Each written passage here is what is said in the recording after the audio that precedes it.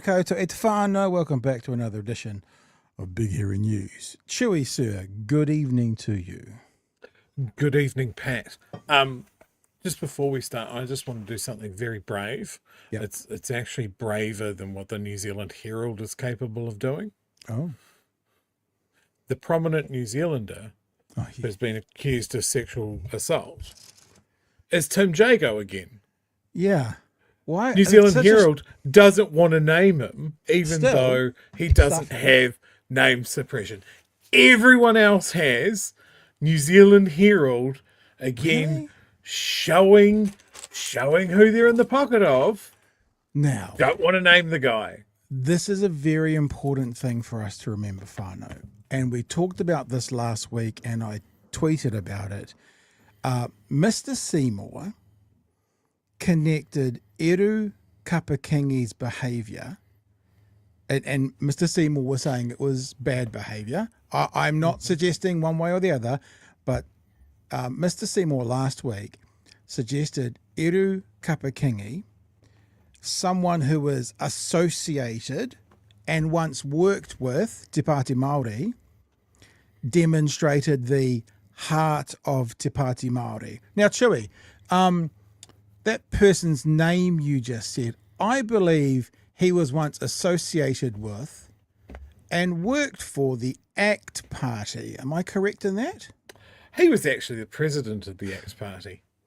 So therefore, if someone who used to be associated with Te Pāti Māori, and we don't even need to get to the debate whether we agree that Eru's behaviour was right or wrong, but Seymour was saying it was wrong, right?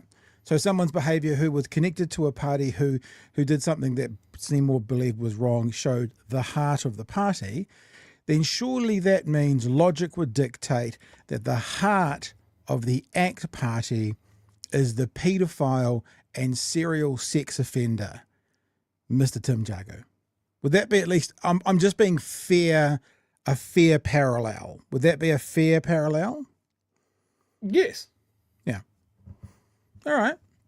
I guess. I mean, you can't expand on that and go, gee whiz, it is strange that when the complainant came forward to David Seymour, obviously very serious, didn't refer the complainant to the police, referred to a lawyer, them to a lawyer and family friend.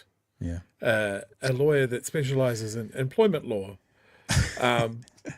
Just fucking the state of him. Why is he still there? Why is this not in the press all the time? New Zealand Herald don't even want to use his name. Yeah, I think I saw it on Stuff. So, and Stu's right that everyone should Snapchat this. And JC says it is fair and balanced. And Pins NZ said it is a compelling comparison. Look, much like we talk about with national welfare, right? I'm fine with saying there are some external pressures at the moment that are impacting our economy, but because they wouldn't allow Labor the external pressure of COVID to be our reason for Labor's economy, then we don't allow National to use the external pressures excuse for their economy, even if it's right or wrong. If Mr. Seymour is going to say this person that was associated with this party is the heart of that party, then it's only fair and proper, whether we agree that Mr. Jago is the heart of the party or not, to follow Mr. Seymour's example and say Tim Jago is the heart, shows the heart of the ACT Party. I would be interested if there was anything legally anyone could do about that. Like, you can't say that. It's defaming up. All I'm doing is repeating the example that Mr. Seymour gave and saying fair's fair. Previous employee associated with is the heart of Te Pāti Māori. Previous employee associated with is the heart of the ACT. And remember, that's Mr. Seymour's example. So he's not even able to go, I never said that. That's not fair. It's his example. His example, Joey. Anyhow. And look, just before we move away for this, I assume briefly, ACT Party members do not like it when you bring this up. I can vouch for that in the first hand, that they do not like it when you scream at them about it through a megaphone that apparently, because they support ACT, they are okay with sheltering a pedophile for months and months and months and months because it looks bad for an election. I would like to offer one legal stipulation to that, because I think it would be fair, although we might think it unreasonable, that they probably didn't know he was a pedophile. They probably knew there was accusations of some now sort. They do. No, but when they were the harbouring bit you were saying for months. Yeah. I think it's fair to say that they probably knew. Yeah. Are they fine? I just want to be fair and be legally Are they fine covered. with the current leader of the ACT Party, someone who sheltered a pedophile for months, still being the leader of the ACT Party? Because surely endorsing him as a leader and not holding him up to scrutiny for that decision, that really does show the heart of the ACT Party and its supporters. I think it's fair. I think it's fair what you're saying, but all I'm going to say is that harboured the accused pedophile, because when he was being But he's harboured, not accused. No, stop. When he was harbouring him, there was accusations. Now there's not. So he harboured someone that had been accused. Is it okay that he harboured someone who at the time was accused, who is now being convicted? I'm being accurate. So all right. Well, let's expand on this then. We'll be all night. Has David Seymour fronted the press and gone, now in the fullness of time, we absolutely know that this guy is a pedophile. I know him well. I've been in his house. I've done all of this. He was the president of the party. I would just like to go on record to say, fuck that guy. Yeah. No, and people in the press. No, that hasn't happened either. Just the people in the chat, I am wearing blue, but I'm not wearing blue. I'm aware at the moment there is a little bit of friction around webcasters, and there are a few people throwing the word lawyer around. So I've got I'm not defending ACT. I'm just being accurate. So no one can come back and say, well, that's defamatory. He wasn't hiding a pedophile. He was hiding someone accused of a crime and they're innocent until proven guilty. That's all I'm saying. I'm just being pedantic. My position of this is, if you're a person of any sort of levels of integrity at all, no matter what fucking team you're on, you cut these people loose, you cast them to the wolves, you burn them down to the fucking foundations at the first opportunity you have. Otherwise, I think it's quite important that we should get back to our bread and butter. MLB wants to know if you've used the C word yet. They're just putting it out there. I'm amazed I got through that segment without saying it. All right. Now, listen, it's not like we're not on the same page completely. I'm just using the correct vernacular. There's lots of conversations going around at the moment about BSA and standards and accuracy, and I'm protecting us from a letter. Not from I don't care about the BSA, but from some ACT lawyer that we have no ability to pay a rebuttal for. That's all I'm doing. All right. Hey, listen, we were going to do a whole bunch of introductions, but we've been talking for 9 minutes about this, so we're going to go, and we'll come back to the introductions later about thanks to our new patrons. Kind of stuff. Sorry, everyone. Sorry, Pat. I'm watching in our little window at the bottom of our screen. I don't think Chris Abercrombie minds us taking time, because I think he's still working. His head is down and he's doing something. So I think he's just been working while we've been going on and on and on and on and on. Let's welcome to the show President of the NZPPTA, I think that's right, Mr. Chris Abercrombie. Kia ora, sir. Kia ora. Was I right? Were you working? I was actually posting on our social media. I was just looking through some OAs and found some interesting stuff, so I thought put it on some of our teachers to have a look at. Oh, do you want to tell us anything about these OAAs you've just found? Oh, so it wasn't one I made. It was just I'm a nerd, so I go through the ministry's published OAAs, and there was one about. So remember, a wee while ago, Judith Collins said, teachers make $147,000. Remember that? So apparently, the information the ministry gave her as the average was a deputy principal at a large school, and they said this is how much they would get paid. And the normal average primary teacher was a teacher who's working in a Māori immersion unit and is getting a $12,000 allowance for doing that as the normal average primary teacher. So that was the information the ministry provided, apparently. So why would the ministry, pardon the French, but fuck you guys over by giving... I would have thought the ministry would be about the subject matter, which is the school and education of the kids. The political party would be the one who's trying to spin it. Well, that sounds really weird that the ministry... I mean, I can't imagine the Ministry of Health, Te Whatu Ora, kind of fudging things in a certain way to make government look better and patients look worse. You know what I mean? Yeah, it was really funny, and sort of looking through it, the person that signed off the OIA, so the ministry official, because their name's on it, is one of the ones involved in industrial negotiations. Like that's their job, is to be over the detail of these things. So very interesting sort of, like I say, I'm a bit of a nerd, so I do troll through other people's OIAs to see what's come up. I'm also the guy that reads the minister's diaries, so the diary entries, their meeting entries. So look, I'm that guy. Not like grabbing it off the table when she's gone to the bathroom from the cafe. And not quite. Not that. Seeing who she's hanging out with. Yeah. That's really interesting. So the person who had to sign off on the information to give the minister the average salaries is someone, when you say, just for clarity, you say someone involved in industrial action, negotiating about the industrial negotiations from the government side? From the ministry side, yeah. Okay. So it was interesting seeing the OIA to see who signed it off to say, "Yep, this is the correct information. Here you go," to the person who submitted it. So some interesting stuff in there. As I say, I like trawling through them to see what's happened. Hey, welcome to the show. Is this like your Christmas week or your hell week coming up to this thing? It's a combination of two. Mind you, I've got 4 small children. It's a Christmas and hell kind of like it's a honestly, it's a weird feeling. Like it's one of these things you're gearing up for it because look, it is. It's awesome. You get that, you're with your colleagues. All the solidarity and the shouting and the singing and all the awesome stuff that you get at these things. But also you're like, I'd rather not be doing this. Like I'd rather have a settlement and would rather just get on with our lives and get back to the teaching and. Yeah, so it's a weird mix of feelings. And the NZPPTA post-primary Teachers Association is still going it, but the primary teachers have just inked a deal. Am I correct in that?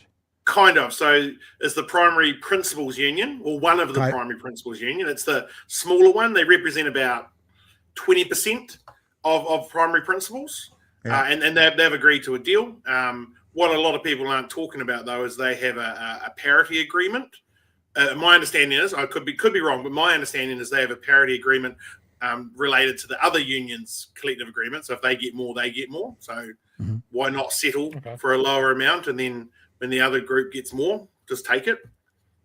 Okay. So does that mean are the primary school teachers out this week as well, or is it just you guys? So no, primary school teachers, primary all support staff, so teacher aides, all that kind of group, and also primary principals who are in the other union. So there's the NZEI, and they represent primary principals as well. So there's 2 principal unions in the primary.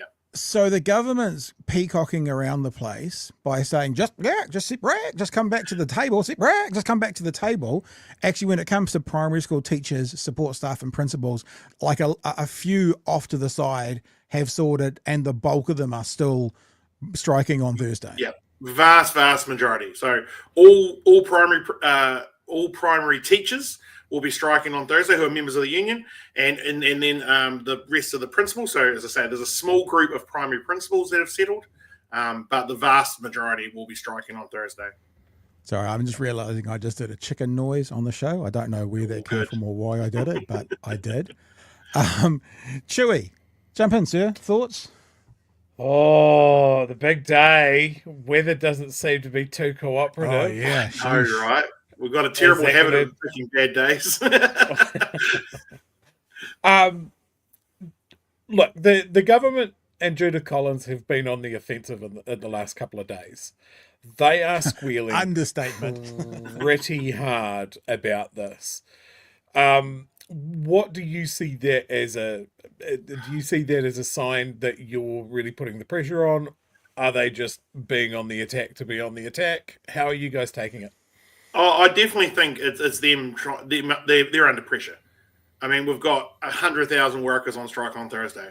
They're under pressure, and it was a weird attack. Like, it was just weird.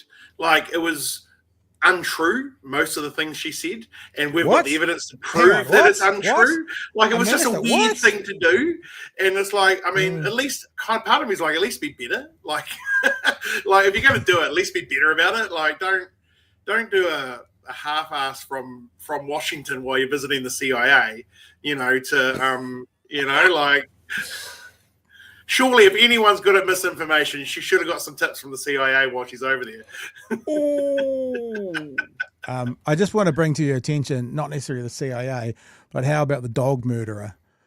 She was off having a cup of tea. Jesus. A cup of tea with the dog murderer. I actually commented on this. I don't often do this, but listen to the level of eat ass that this has. Lovely to be able to catch up with my friend, Secretary Noam, Kirsty Noam, where topics include people smugglers, transnational crime, and the excellent work of the US Coast Guard in the Pacific, to which I said, shooting dogs on the agenda at any point? With a picture of her doing that there. I actually had a wondering that I might get blocked, but no, I mean, like, fair play to Auntie Jude. She needs to work a bit more on her Mar-a-Lago face, because the friend she's going there with seems to have that down pat. I want to show you a tweet I put out and see if this is accurate. Right, this is about you guys. This is one that I put out today. It says this, something like this: Judith, I don't want to talk to you about those things, Union, but those are our most important things. Judith, I'm sorry, we won't be talking about those things. What else? Union, how about these things? Collins, I can't believe the Union doesn't want to talk about the most important things. Yeah. Is that a pretty fair representation? The only slight thing is that the meeting was with Erica Stanford and not with Collins. Oh, okay. But the general gist is there. Like, the minister emailed, the minister's office emailed and said, we don't want any agenda items that are involved in active bargaining. I'm like, well, okay, here's some agenda items in. And apparently that was the worst thing you could have ever done. Can we please put to bed, or at least explain to us, the big talking point? And, in New Zealand politics, you don't seem to get these talking points like you see in American politics. This really feels like one. Palestine on the agenda. Yeah. Can you just nutshell that out for us? Yeah, absolutely. So at our annual conference last year, there was a paper passed called Peace is Union Business. And part of that paper, now it's policy, that's how we create policy, is that basically if there's a crime against humanity as defined by the UN, we will, do certain things. So raise it with a minister, those kind of sort of trigger points, for lack of a better word in this context. And with the declaration of genocide, that was reached, that sort of crime against humanity. So we wanted to raise it, but with a particular focus on education. So there's been 630,000 Palestinian children without formal education for a couple of years now. Every single school and university in the Gaza Strip has been damaged some way, most of them destroyed. And we wanted to raise that. And teachers care about education. I know it's a shock for some people to hear this, but teachers care about that. And we care about when students, young people, aren't having that formal education. And you can't have formal education in a war zone. You can't have education. And to sort of, expand it so people don't go, oh, you're only talking about Gaza. I've met some of the Ukrainian union officials, and I've spoken to them. I've been very grateful to meet them and speak to them. And, they tell you stories like, oh, we've built 200 underground schools, so we can carry on education, and so you can't have education in a war zone. And so there's also something called the Safer Schools Declaration, and we've been a member of that or supporter of that since 2016. That basically says schools should be, safe in a war zone. They should be safe places, and so that's where that was, and that was the reason. I love that. Peace is Union's business. That's a T-shirt. I'd buy that one. I don't know if you've got them printed. It's really simple. Like, look, even one of the Melissa Ansel Bridges from the CTU, she said you can't have good terms and conditions in a conflict zone. Like, so all the things that we want as unionists you can't have in a conflict zone. So peace is absolutely union business. Just the last thing on this Palestine question. Everything you've said is clear as a nut. 100% understand why educators and teachers would be on board. Talking to any minister about it, to what end? What do you hope to get out of those conversations about specifically Palestine? And it could be Ukraine, could be other places, with a minister as a representative of the teachers. Yep. So, I mean, at the end of the day, it's started to raise awareness, make sure they understand this is a concern of us. But there's lots of things. And again, the minister could have made certain decisions like we, donate to the UN to help build schools. The ministry could provide resources. There's a lot of things that we could do to support that process as a nation. And, with the so-called ceasefire now, that will have to be rebuilt. Gaza will have to be rebuilt. Schools will have to be rebuilt. So, there's an opportunity there for New Zealand to make a donation to the UN to be able to rebuild that process. And as I say, it's not, and while this particular case was Palestine and Gaza in particular, as I've been very lucky too to also meet the head of the Palestinian Teachers Union a number 2 or 3 times. Wow. And pretty special. I met him in Australia, and I met him at our World Congress in Argentina last year, and it was pretty special to spend some time with him and talk to him about it. Hard question, but how is he doing? Do you know if he's? I'm friends with him on social media now, and he's in the West Bank in particular, so he's not as in that. So it's for the whole of Palestine, but he's particularly in the West Bank. But he was telling us stories about basically having to bury colleagues and supporting teachers through the conflict, and then teachers doing what teachers do, supporting their students and trying to do the absolute best they can in these situations. So. It was a really, as I've been so grateful to meet him and listen to him and talk to him. And it's just, we're friends on Facebook now. So I still see what he's up to. And look, we're not unusual. Heaps of other unions. We're very, to be frank, we're very inactive in that space, but and relative to other unions, particularly some other overseas education unions, the AEUs, Australian Education Union is really active. The UK union's really active. The French union's really active. There's a number of very active unions supporting the Palestinian teachers. And I mean, Facebook friends is basically real friends. Best kind of. Well, that's what I think. It's just because I've met him. Like, it feels slightly, Yeah. I want to have a quick chat at some stage about, we'll maybe do it next, about what was in the news today, and especially about the strike action being advertised with by the public services. The government. But before we kind of tangent a little bit away from this talk around education and stuff specifically, Chewy, you got anything else you want to get in there? Oh, look, I'm just glad to see the mention of the union's traditional role when it comes to international war and genocide and that sort of thing. That's a long history of lockouts and lockdowns and sympathy strikes and that sort of thing. And if you look back, I believe there is not a single time that those unions have been on the wrong side of history. So good indicator there. Yeah, exactly. I've got another question actually about teaching. Honest answer. Not that you even wouldn't, but you interact with 100 families, right? So I'm doing a percentage, obviously. You're interacting with 100 families. How many, because we're being told by the government that you guys are evil incarnate, and how could you be doing this to the parents and the children? You interact with 100 families every day, average families. How many of them are pissy with you? Versus how many of them are like, we are behind you all the way, like that text that Chewy put up earlier? Yeah, honestly, it's such a small minority. And even what I tend to hear from parents, because, parents are more than happy to let you know how they feel about things, which is awesome. That's, is that they're like, look, we're not super happy about industrial action, because why would they? It's disruptive. But they're like, we agree with what you're trying to do. We want the best teachers in front of our children. We want learning support for them. We want all of those things. So while they're not, super happy about it, and again, I don't think anyone's really happy about it, they vast majority agree with the aims. How do you feel, and whether you actually heard it or I'm retelling it and you're hearing it, when Mr. Luxon goes on Mike Hosking's show and Mike Hosking goes, if we had a little bit more money, would you give them more money? And Luxon goes, we'd pay them more if we had more. We've just got none. The cupboard is bare and we don't know where it all went. Obviously, I'm paraphrasing there slightly. Yeah. How does that feel? And even Hosking said, to his credit, that you're giving these guys a 1%, 2% rise and a 2.7% inflation, 3 now, is a real world going backwards. Would you pay them more if you've got more? And Luxon goes, of course we would.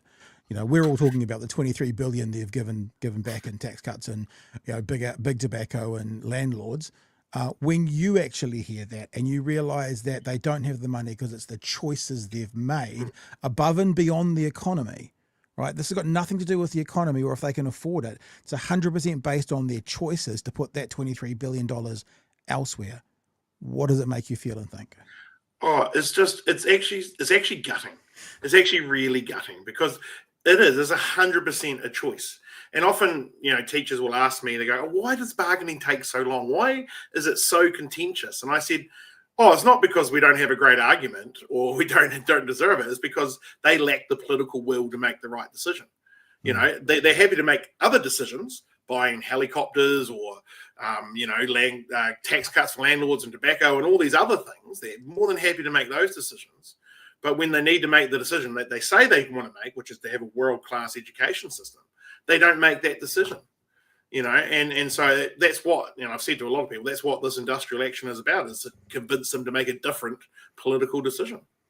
Don't know if you've heard us play this before, Chris, but you mentioned the magic word, which is helicopters, which makes me bring up a soundbite. And Judith Collins' response to paying for helicopters was, look, the money will be found because it has to be found.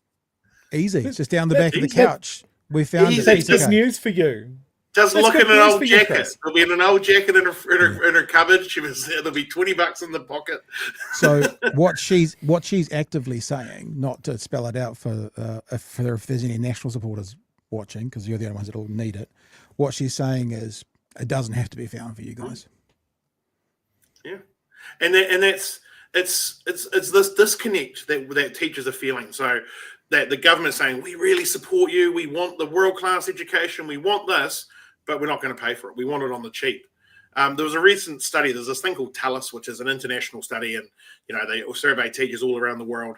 And there's a really interesting stat for New Zealand. Number one, we're the third most stressed teachers in the world after Australia and British Columbia. We work the second longest hours in the world after Japan, 48 hours on average a week. Japan does 55. But where the stress is coming from, 70%, the highest stressor is government mandated change. That's the biggest stressor, keeping up with change. And 14% of teachers said that they felt supported by policymakers. Wow. So, I mean, when you're hearing this and then you're hearing, if we had more money, we'd give it to you. And you're like, well, make that decision to do that then. I know where the money is. I know where the money is. It's at Nick Mowbray's house. I keep on telling them this. In saying that about the 14%, government selling a story that, basically that Labour and the unions are as one. And I mean, fine. I'm actually, whatever. I'm okay with that. What you're saying is they sit ideologically close together. What they're not saying is Taxpayers Union and National are as one or whatever. It's like we've got our people on our sides. I must admit, my dad used to call Federated Farmers the Farmers Union. So, but it would be interesting to know. It is.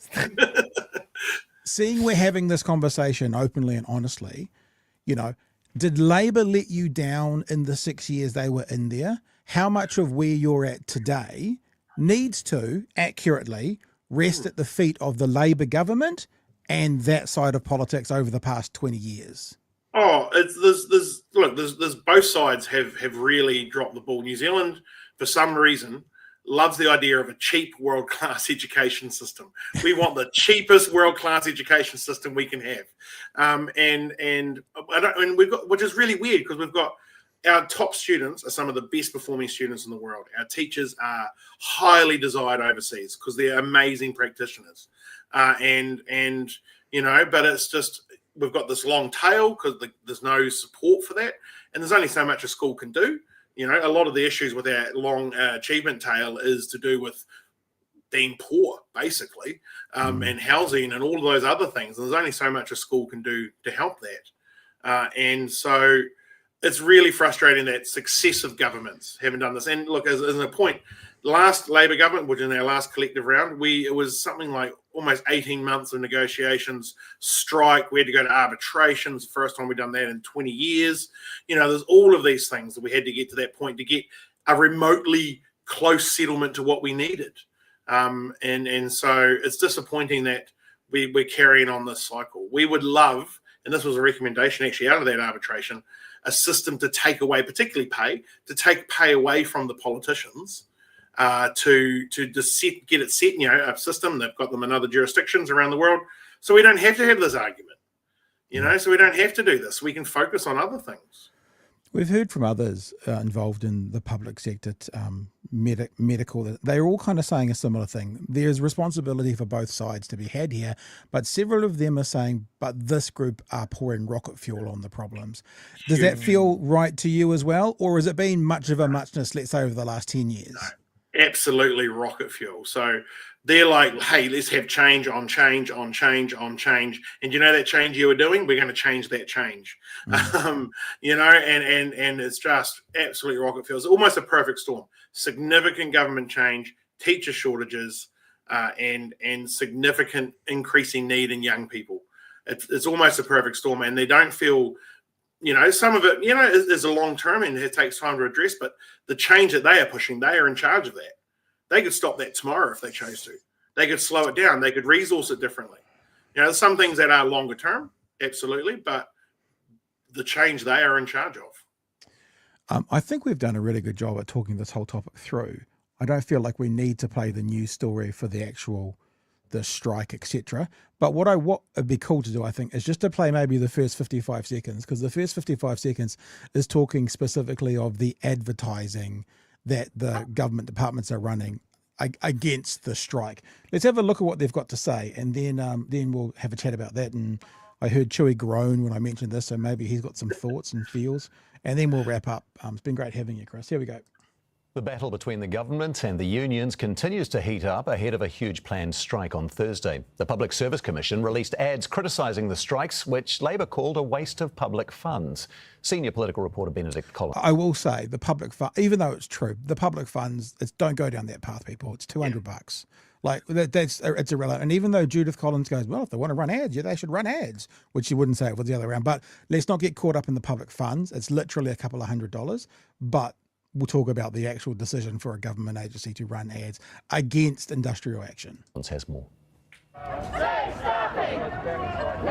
With just 2 days until the mega strike, the government is putting the boot into unions. There's good faith on our side. The unions are politically motivated. We get it. They don't like our government. Very close with Labor. Understand all of that. But actually, it's a massive disservice to their members, massive disservice to the kids, parents, and patients. Clearly coordinating with each other to cause a maximum amount of... Good Lord. Tales from the crypt. No. What's going on? Because I asked you about that, Chris, and you said absolutely not. We're not allowed to do that. So she's wrong.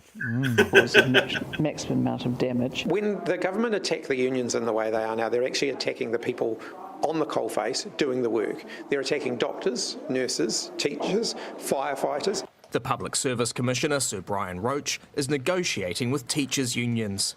He's also been on the attack. Would be involved in. The Commission has started running social media ads criticising the strikes. More than 845,000 students will miss out on class time, and over 6,000 patients will miss appointments and procedures for their health. Genuine offers have been made, and the opportunity to bargain remains open. The Commission... That'll do.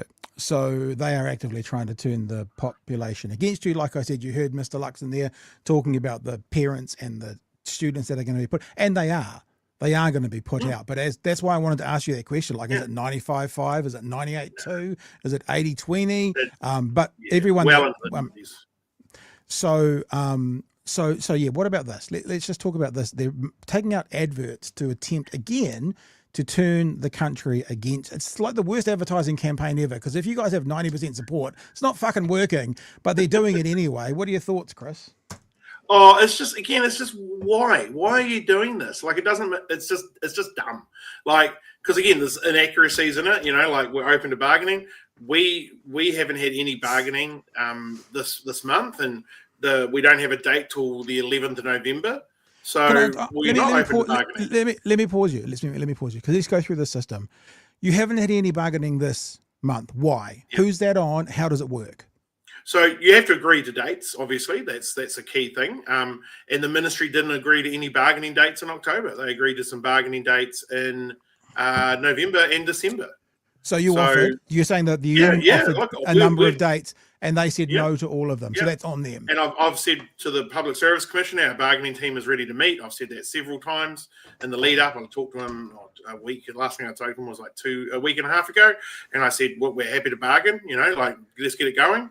But no, nothing. Okay, so sorry. Back to those ads. Yeah.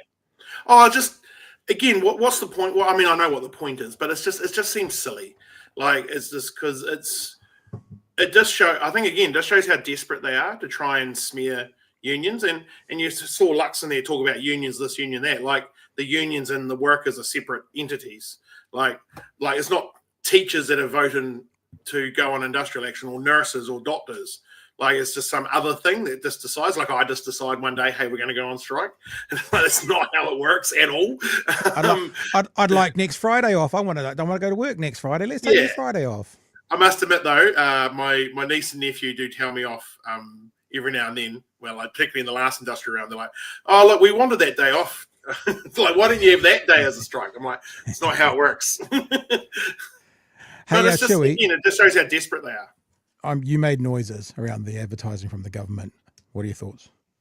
I'm just baffled about that government department's decision to wade in on the point of advertising. Hasn't this whole thing been that if you're a government employee that you're politically neutral? And this doesn't seem to be politically neutral. No, it doesn't seem that way at all. And it seems, like you say, like it's the government attacks position. Like they're just attack, instead of actually trying to be productive. What do we need people to know about the strike this week? I mean, the first thing is we're going to have a look at the weather. I mean, what the hell's happening in New Zealand? There's wind everywhere. There's fires all over the place.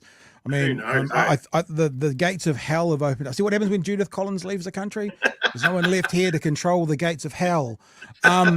So the plans, I can see what you've got there, Joey. You feel free to bring it up. There you go.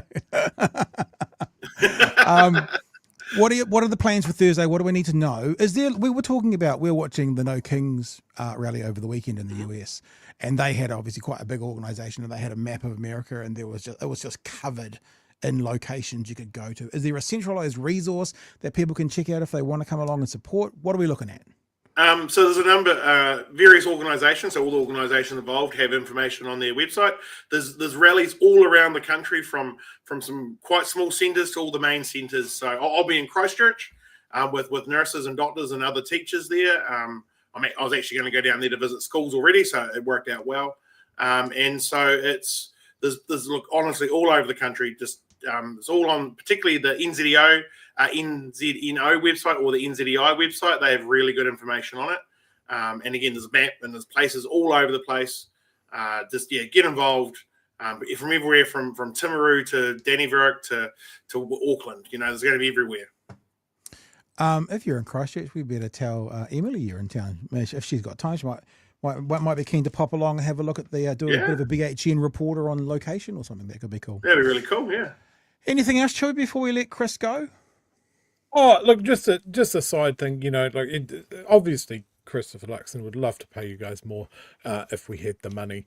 That was said, yesterday, day before, over the weekend, somewhere like that. Yeah.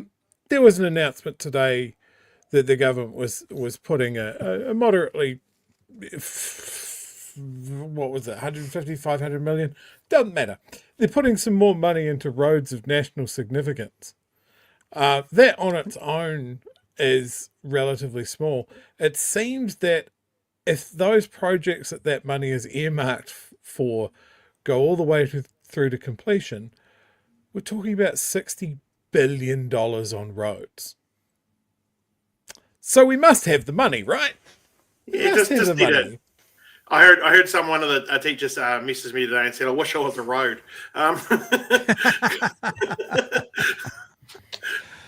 1.2 billion, by the way. That's the announcement.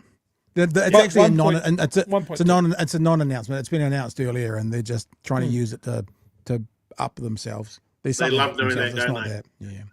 Hey, Chris. NZEI, NZPPTA websites, NZNO. NZNO, yeah. There'll Cool. be information on all of those, yeah. All right. Maybe we'll put those in our Facebook to give people some access to them and have a look around. Hey, dude, it's been great having you again. I mean, like, talk to you again soon. Maybe even this week. Maybe on Thursday. We'll see how it's all going. Fantastic. We'll stay in touch. I appreciate you giving us some time. Next time, I think we're looking for some tips on how to keep a beard that's beautiful. So permanent. I'm a bit worried. My barber's hurt his finger, so I had to cancel my last appointment. So a bit worried about going now. If you're coming to Dunedin, I'd take you to Bloke, but you're not. I've gone to Bloke. I went there for my wedding day. So I've gone a few times, but my wedding day we went to Bloke, so it was good. Very good. All right, you hear that, Bloke? That's a free cut next time. All right, Chris. Thanks for coming on, man. Hey, if we don't talk before or during, all the best for Thursday. We are with you. And I asked that question about how many parents and families are with you because we know. But it's good to put it out there. So then when the people come back and they say, oh, the parents aren't happy, we can go, no, they are. We've asked the question. Yeah. So thanks for being on board, guys. And we'll talk to you soon. Awesome. Yeah. Thank you. President of the NZPPTA, Chris the Beard Abercrombie. He can be the Beard, eh? I don't mind giving up a title. Not the Beard like he's covering for us being gay, a gay couple. I mean, actually, the Beard. Good save. Thanks. Pat. Very smooth. And because I knew what that word was, that doesn't make it any more suspicious, does it? And I knew what your look was. No more suspicious whatsoever. Do you want to do some? Good. You really stuck the landing there. That was chef's kiss.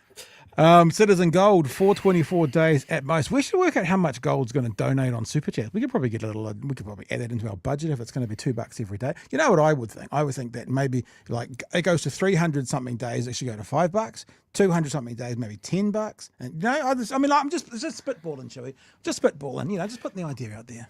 We should put that in its own separate fund, an investment fund for election day. 424 days at most of this embarrassing of a government. You know what? I was thinking about this today, Choose. If National changes leader to anyone but him, they've got a much better chance of winning the election. You'd be talking about the much rumoured leader in waiting, someone else. Yeah. And it will be... Yeah, because even though it'll be a huge embarrassment, it'll do nothing but prove the point that he was never good at this and bad for the job. Any kind of change from a dullness to another will give a bump. I'm really interested, being a commentator on the outside looking in, I'm really interested to see what National do. Because if they had an ounce of sense and an ounce of balls, if they had the courage, he'd be gone by the end of the week. Like, honestly, he would be. Now, people are going to say, stop talking about this. They don't listen to us. They know this already. It's just, is there a political will to do it? I mean, whether it was Erica Stanford or Chris Bishop, or you could probably put Nikki Nobots in there. I think she's the least option of it. Yeah, I know. But either one of those first two, probably, 1-2 or 1-2, whichever way it goes, top and tail them. It's nice visual imagery for you there. Yeah, they'd go up in the polls, and they have to try and ride that through to the next election. Sorry, in the end. So, you look, reading between the lines, fam, that means in every comment section, everywhere where Christopher Luxon is speaking, is making comment, or there's talk about him, you need to flood the chat with, no, Chris Luxon is our man. He's the one that's doing the business. Yeah, big him up. Make it look like he's got public support. And that's absolutely Chewy. Like I said, I think we're talking about this. Obviously, we're going to talk about this. I think I can remember this handle. There was a comment today I saw on Twitter. Oh, I put suit and toe. That's not the one I was going for. Suit and tie. That takes you to a completely different website. There it is. There was a comment today. This is a random AstroTurf sort of thing. But what was it? I'm just scrolling through. Something like Christopher Luxon devastating this morning. Or, it was like he was brilliant. And I just... that was ZB, wasn't it? It was ZB. Oh, there it is. Here we go. Something like that. I found it. Oh, yeah. No, suit and tie. Yet and another one of the dominant Mowbrays. performance by the PM at this afternoon's presser. From roasting Labour's future fund to politicising of the unions, Luxon did not miss. And I looked at that and thought, keep going, team. Keep that fire for him, because you are much more likely to lose with Luxon at the helm. Yeah. One of the Mowbrays retweeted that, by the way. Oh, is that Mowbray? So is that Mowbray where I saw it? See what I did there? Did I Mowbray see it there? Stop it. So just glowing in that one for a while. But yeah, what a terrible tightrope to have to walk. Of going, fuck, this guy's dreadful, but not quite dreadful enough for you to just get rid of him. Yeah. Like, just mediocre enough to limp through. That's what we want. Yeah. I think Mowbray, we should move on now. Does it work a second time? No? Sorry. Sorry, I went too far. I apologise. Speedlocked says, how much has government spent discrediting and advertising against the strikes? Well, like I said, the advertising that we just showed, it's a couple of $100. Don't get caught up in the money for this. It's it's Luxon's lunch menu. And more actually from the looks of things. It's not about the money. It's about what they're trying to do. And the other thing is that it kind of goes to show how bad they are, because it's like 90 against them, 10 for them, and they're still going with it. It's like, it's the definition of beating a dead horse, man. Kiwi Bird, even the weather is going on strike. It's true. Peter's half-assed bodge jobs are the New Zealand way. E. Grant, right, is the new curriculum spin. Oh, sorry, that was a question for Chris. I apologise about that. E. Grant. Lytton says, surely government departments must be apolitical. Yeah, and the funny, you said that, Chewie, and for the first time I thought, hang on, that's what these guys were saying verbatim on and on again before the last election. That's what their complaint was. And yeah, that was what Seymour was banging on about, and what they talk about at length, that these government departments are chock full of lefties. Yeah. And they may be, but I know lefties that work in government departments that are religious, even in private conversation, going, look, I can't comment on this. I can't talk about it. I'm not allowed to have an opinion. And maybe it's because I do this and they just don't want to be, seen as providing comment to someone that comments on politics. I don't know. But I know people that take it very seriously. And so it was really weird to see that coming under that letterhead, that it was just like, this should have been a government minister saying it, not a fucking government department. It's weird. I've never seen it before. Yeah. Jonathan. I've always wondered the difference between Jonathan and Jonathan. Is there a cultural thing? Is it spelled a certain way, like the THAN in some places, the THON in others? Just always thought. Jonathan. Luxon is Labour's best asset at the moment. We're going to play a little bit now. We're staying away from it as much as we can, but I'm going to play you a little bit of audio from this morning's Sean Plunkett show. And the reason I'm going to play it for you is it's not about us, and it's not about the BSA. Oh, it sort of is about the BSA. Is he talking about something else? He's talking about BSA. But it does also go to show what a simping bitch he is. He spent half the day, talking about Luxon is the worst thing to happen to this party, and everyone's going to act in New Zealand first. And he says the best thing for the right at the moment is to Party Māori, because they will never get into government with these guys because that's how bad they are. And anyway, he went to, you can leave that up if you want, because it's just audio. He went to the presser yesterday, and he asked a really important question. And the unfortunate thing is he was crowing this morning about the answer. And for him, the answer's kind of blown up in his face a little bit. Let's just have a listen to, it's 90 seconds, don't stress, about him asking this question of Luxon about the BSA.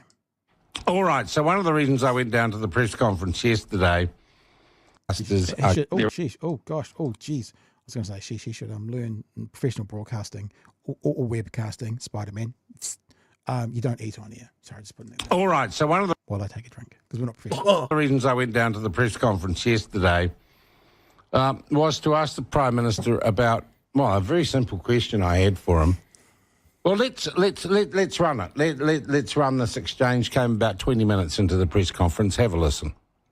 What is a broadcaster? What is a broadcaster? That was his question.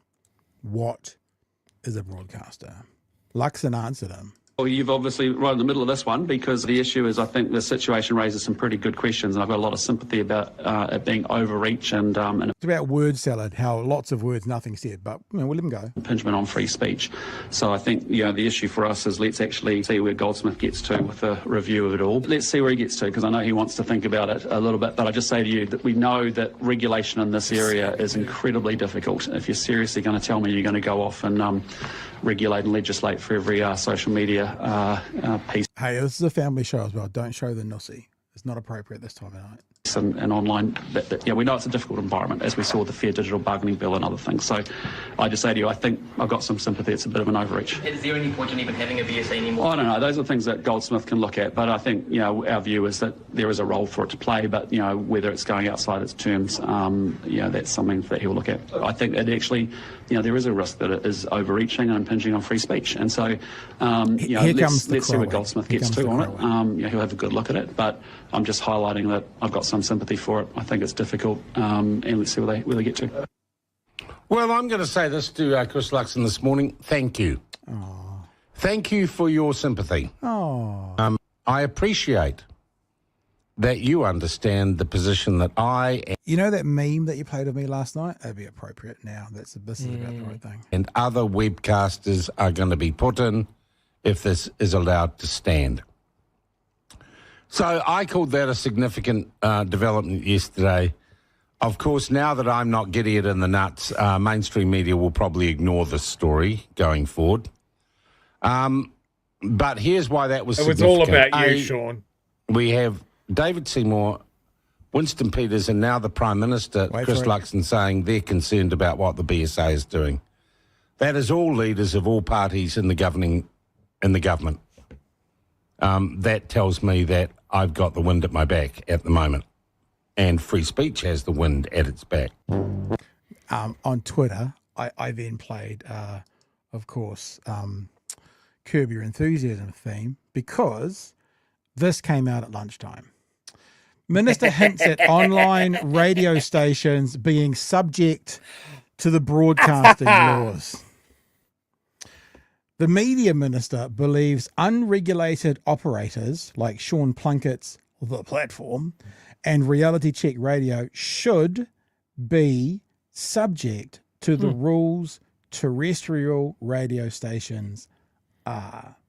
Online radio stations and video news shows could soon be regulated in the same way as terrestrial broadcasters currently are. Now, again, make it very clear. That's it for tonight. Fine, don't panic. We're not going to a massive thing about this. I'm not necessarily saying what the BSA is looking at is going to go one way or the other. Neither do I necessarily support one way or the other. What we are enjoying is the hypocrisy, the snowflakedness, the meltdown, and the embarrassment that's happening to Ms. Plunkett. Just thought I'd let you all in on a little bit of updated news there, Chewy. That's all.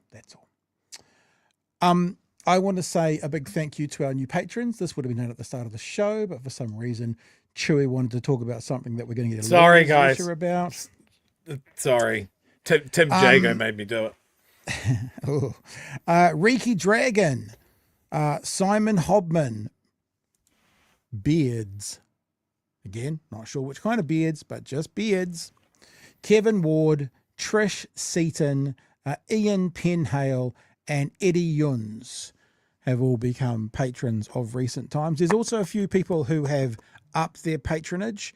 To be honest, I ran out of a bit of time today, so I'll do those ones tomorrow and change the credits at the end again. But thank you guys so much for being a part of what we do. It does genuinely help, helps us pay the bills day to day. The other thing you could do if you wanted to be a part of us and help us out, but you weren't able to, or it just wasn't in your budget, didn't want to, that's fine as well, be a part of the Patreon, is to nominate us for a New Zealand Podcast Award.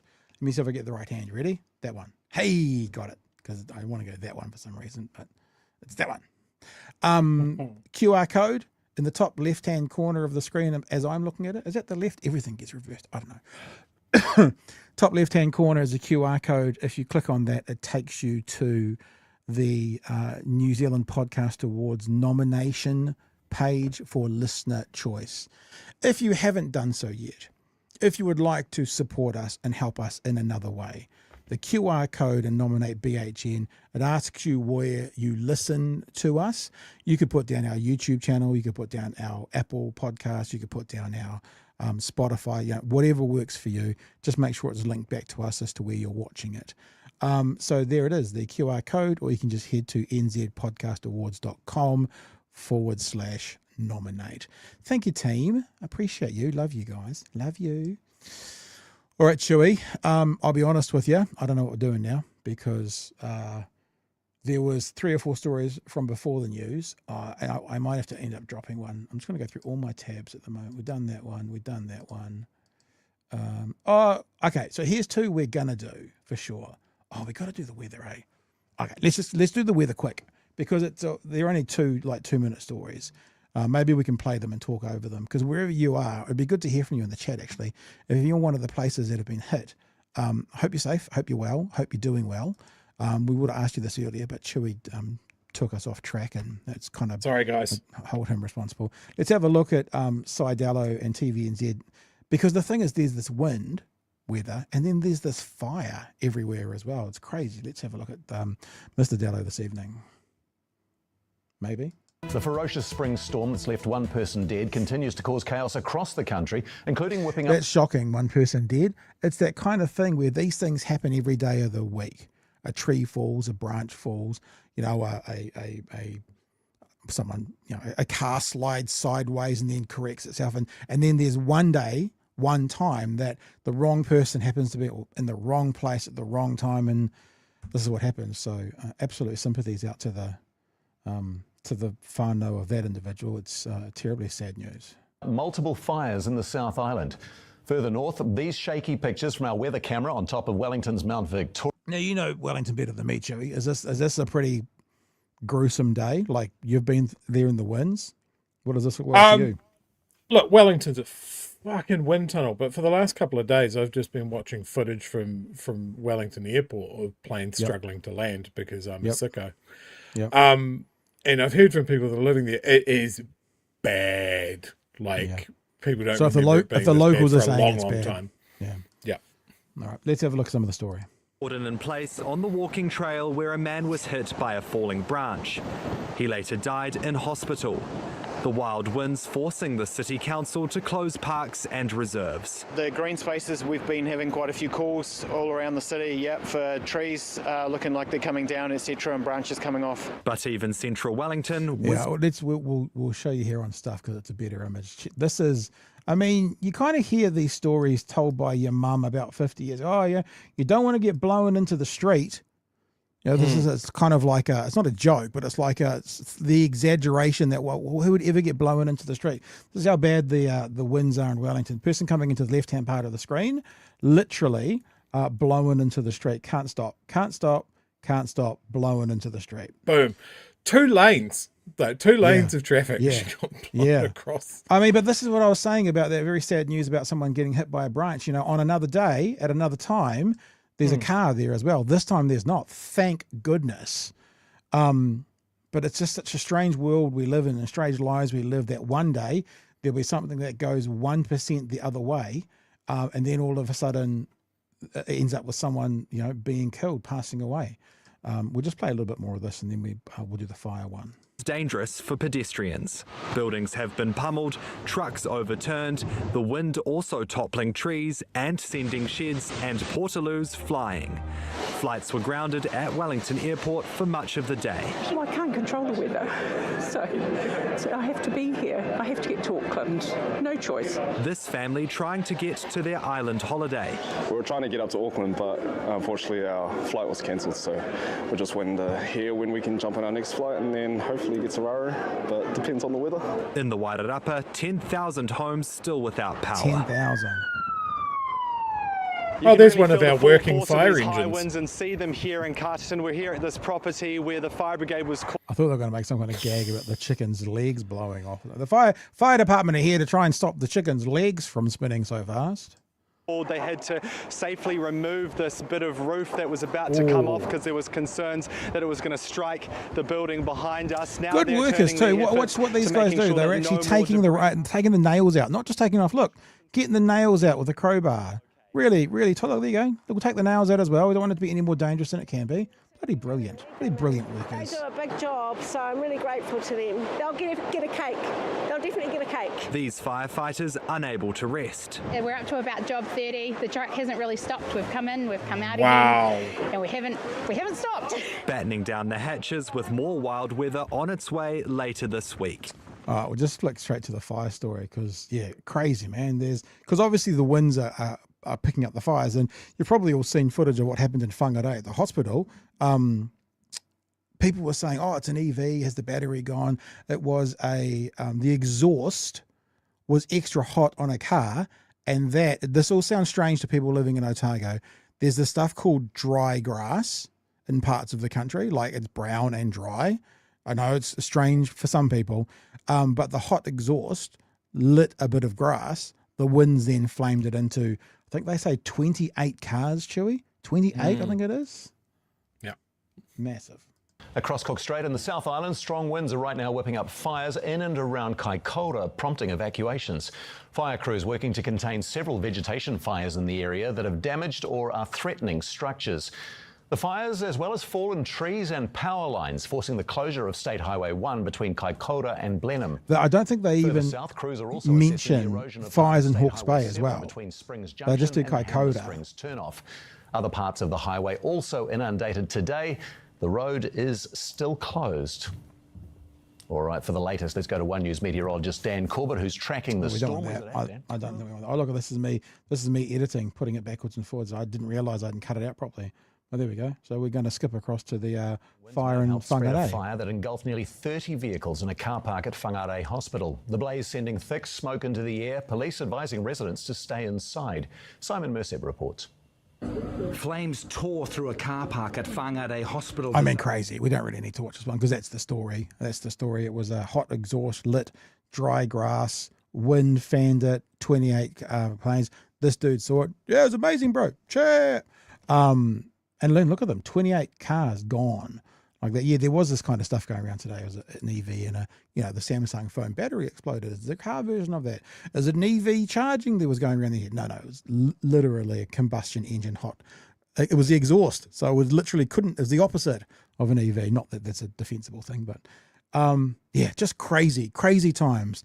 We've got Eddie here who's in Wellington saying, Wellington local here, the wind was roaring like an earthquake last night, pissing down at lunchtime. Then 5 p.m. tonight, clear skies. 4 seasons in one day. Yeah, I thought that's a day as well. Yeah, I mean, like we don't really often report on weather, but it's a big one today. You know what though? This is extreme weather, which we will see more of. Yeah, increasingly, more often, more extreme. It's when people say I don't see climate change, this is what they see. We've had wind before. We've had fire whipped up by wind or spread by wind. And this is a combination of things as well. We had in that story firefighters doing a difficult, dangerous job, or many difficult, dangerous jobs in a go. The truck hasn't been off today. How many stories had there been around the country of fire appliances failing? I know the ladder truck in Otago that is 38 years old is broken. now. So this is the thing. All of these things that we've been talking about, climate change, industrial action, EVs, it's all come together in one amazing example of exactly what we're talking about. Because we're talking about windy Wellington, I do have to tell my funny Wellington wind story. Where I was walking up Cuba Street against the wind and just really having to work at getting up that street. And this guy coming the other way, being pushed by the wind, sort of goes, "That's pretty windy, eh?" And I went, "Yep." And then turned around to see a woman get hit in the face by a cushion from an outdoor couch that I have no idea where it came from, but it hit her and it made such just a cartoon thwack noise that I couldn't help but laugh. But yeah, that's probably the windiest I remember Wellington being. And this one doesn't seem to be as humorous. This one probably came all the way from Eastbourne, right across. That's how bad the wind is, probably. There'll be families that didn't have a trampoline yesterday that have a trampoline today. Look, that's the cup is half full, because there'll be other trampoline people that did have a trampoline that today don't. So, half full, half empty. That's just how trampolines are distributed in Wellington. Yeah. Purely by chance. You can lie down, eh? Lie down. Chill. Oh, yes. There we go. There's no one else in the house. There's no one to go and see, unless you need to go outside to the wharipaku. In fact, I'm going to do that, Chewie. Do you want to do the super chats? I'm going to go and take the dog to the toilet.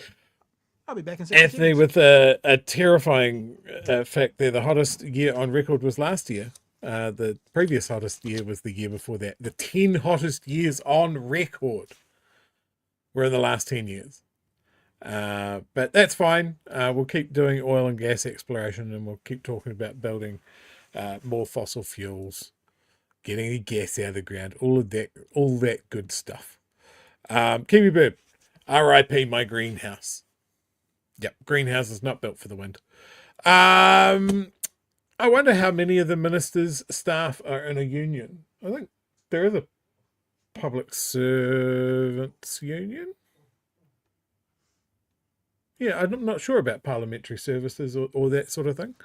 But yeah, look, the best argument against a union is that MPs don't have a union and their pay keeps on going up 10% every year. So maybe that's the key. I think it is.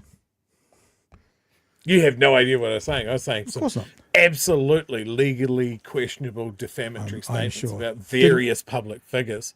Did we do super chats, or should I do them now? Did you do them, or should I do them? No, there was only 2 there, and I've done them. So you've done them because you haven't unstarred them. So well, I have now, haven't I? Okay, very good. Let's have a look at the story coming out of the US. It's not that I don't care about Judith Collins' part of the story, but the interesting part of the story is what the Pentagon is doing to journalists. So the Pentagon said TVNZ, One News, was welcome to come in. One News was welcome to film the ceremony, the people shaking hands and whatever you do, sniffing each other's arseholes. I know that's dogs, isn't it? And then for some reason, the Pentagon said, no, you can't. And One News reporter, Logan Church, was escorted out of the building. Now, this to me is actually possibly one of the bigger parts of the story. And I think we're going to hear this. It's kind of the opposite. We normally don't do the wrap at the end. We are only doing the wrap now. And I think they do say that Judith Collins didn't know. But if the minister did know, you would have hoped that they would have made a bit more of a stink about it. This is our representative from our public broadcaster. They need to be in here. This is not appropriate that they're not here. But as I said, I think that they say that she didn't know. So let's see what happened to Logan Church today. Logan, explain for us the wider significance of being blocked from the Pentagon today. Yeah, well, even though it came, Simon, as a surprise to me, the New Zealand Embassy and the minister herself. Is it just me, or does he look like he's shivering? Like the microphone going...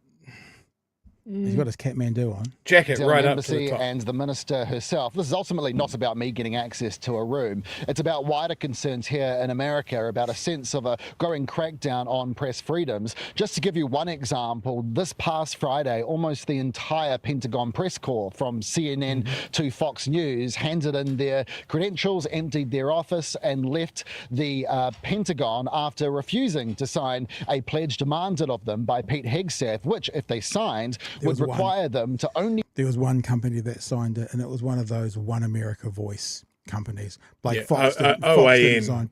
OAN is the only one that stayed. Fox didn't sign. Well, that means One America Voice didn't. OAN. So only one did. All the rest, including Fox, refused to. Reported information passed to them by official Pentagon channels. That means no talking to background sources, no informants, no whistleblowers. It's been described as an attack on not just the free press, but the democracy here as well. As for us foreign correspondents, well, we want to be in these meetings to give you guys an unfiltered view of not just what's said, but also the tone, the mood, the body language. And ultimately, I wasn't able to do that today because of a decision made by the Pentagon. So it very much feels like in America, a country that is changing quite quickly, Simon. Kia ora, Logan. I know. You can comment on this, too. I'm gonna go and find something that I looked up yesterday. Tell me your thoughts on that while I'm googling. Yeah, so I've kind of been following this as it's affected the major American networks, that mass walkout, and everybody is sort of just gobsmacked that Fox is included in that. Pete Hegseth put out a proclamation, a demand that press sign this declaration or pledge that they would essentially not release any information that isn't prior approved by the Pentagon. So they couldn't do news gathering. Essentially, they could only parrot what the Pentagon decides to tell them. Now, that has been a major shift in press freedom in the US. Basically, the press has had pretty open access to the Pentagon since the 50s because the US military can see the utility in having press there and having them, get their talking points. But it has always been a give or take. They have always had to have particular clearances. They have always been sort of barred from classified material or classified areas. And every now and then there has been a whistleblower that has gone, hey, look, there is bad shit going down. And it seems that Pete Hegseth wants that to stop. And the press has gone, well, we're not signing that. We're out. So now there's almost there's no eyeballs in the Pentagon. No ability for the American people to really know what's going on inside that building. I'm watching 1923 at the moment, and I haven't unfortunately found the exact one that I was looking for, but there's an episode in 1923, which is the Yellowstone prequel, where I don't know all the characters' names. I'm not very good at holding characters' names, but she's married to one of the Dutton boys who's coming back from war, and she's English, and she's a Sussex. What's your surname? Of Sussex. So that's her. She's a high-ranking English lady who's married the American off in Africa or something, and then she's been separated, so she's come from London. She had to go kind of via the lower decks because she's just run away from her family. She doesn't get to go in the first class. Gets to America, goes into you don't have the rights to come here, so you're off to Ellis Island. And then they portray what happens to people who are immigrating to America, who were the Irish, the low class, they didn't have visas, they were just turning up what they went through. Now, from my research, they did over-dramatize it a lot because she was stripped naked, she was basically inspected internally. And there was aspects of that which are true, but it was like they talk about the 6-second look with people being derobed, and obviously to dramatize it, she was naked for 20 minutes, and 4 doctors looked at her and that kind of stuff. But I did this thing, and I looked up because I wanted to research it. I said, is there any accuracy to that? And I haven't been able to get the exact the exact response that I got then. But the response I got, one of the lines she says in it is, this is supposed to be the home of the free, I've never felt less free than I do right now as she's trying to enter America. And I went, oh, that sounds familiar. And long story short, I'll just read this out. This is not the exact part, but while full-scale naked inspections was not standard practice at Ellis Island for Europeans, the experience was still invasive and humiliating for those marked as a more detailed examination. For non-European immigrants at other locations, the inspections were much harsher. The Immigration Act of 1924, which went into effect the following year, largely ended these inspections at Ellis Island for Europeans, but shifted the medical screening process to US consulates on board. There was a part of this when I Googled it and looked it up that said people were separated from their families. And I'm like, ooh, sounds familiar. And the way they describe the immigration process in the 1920s is exactly what we're hearing about the immigration processes now for people seeking refugee status or asylum. And it's like, holy shit, they've been doing, this is not a Trump thing. They've been doing this in America for 100 years. Separating people at the border, doing these invasive things, dehumanizing. So why anyone looks to that country as the shining light on the hill, when this is the history of how they've treated people looking for freedom, it's baffling. I'm sorry, I know this is a tangent, but it's coming out of what they're doing at the Pentagon and taking away all these civil liberties. Jesus, that was a wild ride. I thought you were going to suggest that that's what's happened to this one news reporter. Look, history gives context, one of my favorite sayings. Hitler's Germany and their racial purity programs were very much riffing on ideas that America was doing. They were full on into eugenics. They were full on into the manifest destiny of white Europeans. As much as America likes to hold itself up as, the shining city on a hill, there is a dark side to that hill. There always has been. Yeah. Now, one of the things that I appreciate about America is they've always had that aspirational city on a hill, right? Yeah. Everybody has their good angel and their bad angel. There's nothing wrong with America thinking that they can be a bastion for freedom, because they can. There are good ideals in the American system. But there are also demons. And it seems at this stage, the American apparatus, the government, is giving into those demons. And it is terrifying. To get back to talking about the press en masse leaving the Pentagon, they are doing that at a time when the US president, with very little oversight and very little handbrakes or anything to slow him down, is deploying US troops to US cities that are seen as being democratic strongholds. It is very, very scary. And the people that I talk to in the States, it has gone past that sort of exasperation of like, I don't like this president very much, but we've just got to get through it, to a little bit more closer to, I don't know if we're going to get through it. Yeah. Or at the end of this, I don't know what's going to happen. Is Trump going to die in office? What happens then? Yes. Is he not going to leave the White House if he loses an election? We don't know. We don't know. The biggest criticism from the No Kings protests was him sharing videos of him being a king. Yeah. And shitting on protesters. That's the other thing. Shitting on American voters. Yeah. Like it's and yeah, as I've always said, if things go south, further south in the US, this becomes a problem for us all. Yeah. I would almost wager anything that he will not be alive in 3 years from now. And I'm not saying that's anything nefarious. He's not going to last. I can't see how. But as to his intentions, someone said once, you don't start a 6 or 8 year building plan for this new ballroom thinking you're going to leave the White House in 3 years from now. Like, why would you start this big process to then just leave your job, leave your baby for someone else to take credit for when you're an egomaniac narcissist? Yeah, it's terrifying.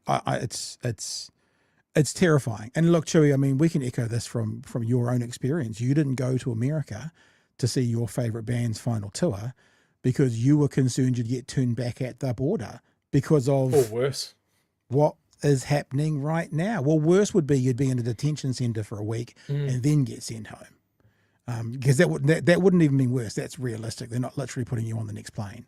So you're in a detention center for a determined amount of time. And mind you, if you'd have done that, that would have been good press for the podcast, bro. Did you think about it at all? We would have got. I'm clearly not a team player. Hey, I know we need to move on to something else. I do want to highlight something I saw on Reddit today. We're actually good. I've got one more story, and it's 20 minutes. Okay. We're fine, bro. Yeah.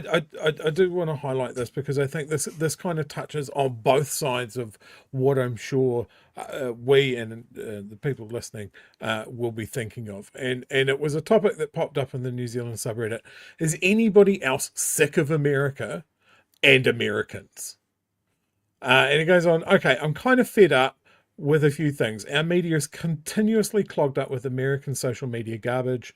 We have certain trashy New Zealand public figures like Brian Tamaki and Seymour mimicking Republican talking points and US political figures for cheap clicks and coverages. We have apologists here and Dodge Ram drivers, for fuck's sake. We have Americans coming into this sub and coming over here because they collectively own gold, what was arguably the greatest democracy ever created, by installing a failed property developer with the greatest set of powers that anyone can have. I'm over it. I'm firmly of the belief that soon all US citizens will be treated like German citizens after World War II, i.e. didn't matter who you voted for, you can't be trusted or relied upon down to the society that you are part of. Is it just me, or am I just too grumpy and judgmental? And I read that and I went, oh, holy shit.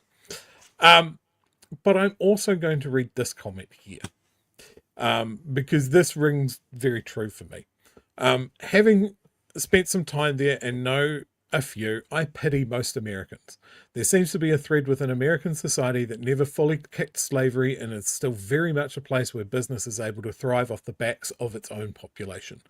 No public health care, spotty unemployment support, at-will employment, minimal gun control, low minimum wages, low or no mandatory leave requirements, social norms that reward living lavishly and taking on debt, two-party system offering next to no choice, rampant political corruption and bribery dressed up as lobbying. On top of that, if you do decide to escape somewhere, you've still got to pay those federal taxes or expect a hefty bill when you come back. Despite being free, many Americans don't have many options. Sure, it's one of the few places where a person can get filthy rich, but so many of them at so many income levels live paycheck to paycheck, and it's so fragile and they have nothing to catch them if they fall. I can barely imagine living in a place like that, and I think it would make a lot of people act in ways that seem completely foreign to us. It is important to remember that perspective, and this is not our society. It's not even most societies in this day and age. Tamaki and Seymour are trying to replicate America, are doing so completely out of context and should rightfully be opposed. But on the other hand, I would welcome Americans who want to escape that culture and leave it behind with open arms. Now, the key part of that I think I want to highlight is the lack of safety net. You say the wrong thing on social media, your job is gone. Your job is gone, your health care is gone. Yeah. The bank swoops in and repossesses your house.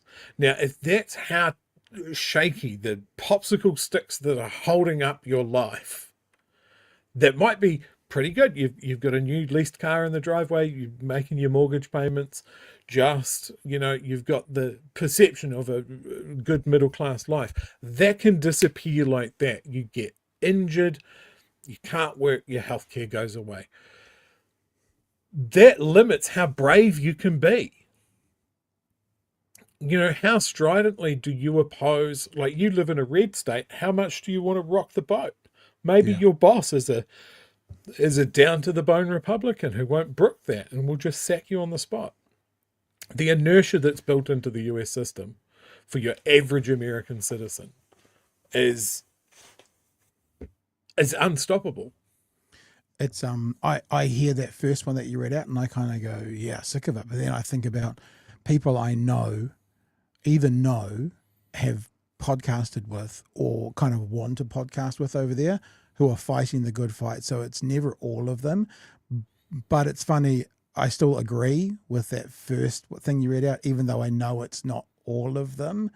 So yeah, I guess that goes to show, I mean, at the end of World War II, where some people are going, we know that there's some good Germans, but even though, Schindler, you did the right thing, you're still going to be tarred with the same brush as all the others purely because you're German. Like, you can find images of big German workers' protests against the Nazi Party. People did stick their head up above the parapet and say, this seems like a bad way that we're going. And the parallels between those images that are doing the rounds at the moment. Now, I'm talking about very brave people that literally are waving the Nazi flag with the swastika crossed out. Yeah, wow. Sort of thing. So they were definitely standing up and going, well, this is bad. I don't think they realized how bad it was going to be, because that was in something like 1934. Are we at our equivalent of 1934, or is it a little bit later than that? 37, maybe? But you look at the No Kings protests, right? That's the biggest protest action. 7 million people. And the thing that I thought is, man, this would really have some legs if it was one person, one vote over there. Yeah. And it's not. Yeah. So if those people are in a blue state, well, cool. It's the ones in the red states that count. And are they going to get gerrymandered to fuck? Well, are they going to get voter suppression? Honest, it's not the ones in the red states. It's ones in about 3 or 4 states. Yeah. And when you break that down, it's one of those 3 or 4 states. It's the votes in 3 or 4 counties within those states. Even the last time round, it was like 100,000 votes over 7 counties, even though it was a disproportionate win overall, because you either get all the votes or none of the votes. So it's just not. It's a terrible system, and the problem is the Republicans are never going to change it. And to change it, you'd need a supermajority because it's constitutional, and they should just. I mean, like, I wonder how many Republicans live in California and their votes are worthless because they live in California. So it would be really interesting to know if you went to, proportional Congress people, proportional senators, because obviously, if people aren't aware, some of the smaller states have like 2 or 3 senators, whereas California's got 2 or 3. So proportionally, it's completely out. If they went to proportional senators and just one vote, one person, one vote, and there's a tally at the end of, let's say, 10 million people vote, well, it wouldn't be that, would it? It would be 100 million. 100 million people vote, it's going to be 51 million to 49 million. There's your president, no matter where they come from. That seems to be, again, this mixed message, this oxymoron of the freest country in the world with the most imprisoned people, with the worst way to vote for a government, with so many disenfranchised votes depending on where you live. It's all these oxymorons that just butt up against each other. So much money in their politics, so much inertia built into their system that the average person can't change. But once people have power, they can certainly change it. And I think always, no matter how alien the system is or how different the society or the cultural lessons that there are for New Zealand, we have to be aware of these things as well. So, economies of especially scale, with the UK, especially with the UK, because societally we're closer to them. But you look at what's happened over there with the Reform Party, you have a general dissatisfaction with the 2 major parties. And then an upstart party, remember they won Brexit. Brexit was seen as a protest vote that just massively backfired. And now there is a party from Nigel Farage, who should have been strung up from a telephone wire for that. He's getting more and more popular, and they have first past the post. Yeah. Yep. Terrifying. So, yeah. And that's all. anti-immigration, Johnny Foreigner's got to go. Real ugly stuff, just like we're seeing in the US as well. Yeah. And we will see people that latch onto that here in our political sphere and say the same things. You know, the people that do it, and they'll just be emboldened by what they're seeing overseas, which they see a tactic and they see results. They see who it's working with. Starfish says list of people who've destroyed the White House since 1811. 1, Canadians, 1812. 2, Donald Trump, 2025. Gold says the US podcasters, my US podcasters, are mostly atheism, politics, skepticism. Would they have an asylum claim in New Zealand? NSPM-7 allows them to be flagged as terrorists. I remember, and I know people have some different thoughts about David Packman right now, but when Trump got in the first time, I was talking to him and saying, there's always a space over here, bro. We can set you up. Obviously. Well, one of the commentators that because of my interest in military stuff, there's a guy that I follow on YouTube called Preston Stewart. I think he's a former combat veteran, certainly a former military member. He mainly comments on stuff around Ukraine and various other military things. To watch his change over this administration to what Pete Hegseth is doing to because he's going, well, maybe we just don't understand what Trump's end game is. He has come away from that in very recent times and going, I can't see a tactic here. I can't see a sane leader. He was out during the No Kings protests going, one thing that I hope gets highlighted, and it hasn't been, is the amount of military veterans that were part of that parade, that protest. And I think he was broadcasting from somewhere in Texas. And he commented on the amount of military veterans that were there saying, I took an oath to defend the Constitution, not a president. And some people over there take their oaths very seriously. That story that we just looked at off One News, that we only watched the conversation, I'm just looking for it, the conversation with the reporter, nothing on Judith. We could go back to it for 60 seconds because the 60 seconds before the reporter was actually a veteran talking about stuff. So should we play it? Do you want to see it? Yeah. It's probably not even 60 seconds. We're on a tangent, but let's go for it. So this is, I'll give it a few seconds before that because it's talking about Pete Hegseth going to the generals and saying, I don't want any fat soldiers. And then the soldier responded. So I'll just play that and then we're going to leave. Not leave. We've got one more story to do. I'm going to get on to the last story. So let's have a look at this.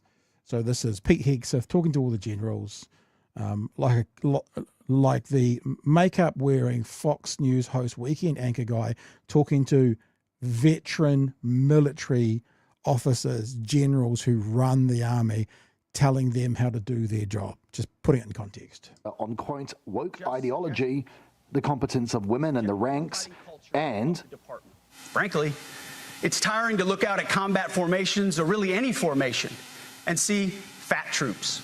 Comments that disgusted this military veteran, who I spoke to at recent anti-Trump protests. He's telling people who have spent a career serving this country and being of service, he was telling them, if you don't like what I'm doing, then you can just fucking leave. And that pissed me off. America has played Big Brother to a lot of countries, and yes, because we have that power. What we're failing is the responsibility that comes with that power. I think he is someone. So that's that was just echoing because you brought up veterans at the rallies. There was one. All right. The Lytton says that MacGyver had an episode in America with neo-Nazis. And I thought, really? So I just looked it up, how MacGyver defeated the Nazis and predicted the future. So that's probably the one you're talking about, predicting the future. The other ones that I'd say, Man in the High Castle. Read that book, watch that Amazon TV show. It's amazing. And Who watched Peacemaker season 2? Not I. I love Peacemaker, so if anybody's watched season 2, they'll know what I'm talking about there. But yeah, America sliding into fascism. Look, if the Japanese hadn't attacked them in World War II, I don't know what side they'd be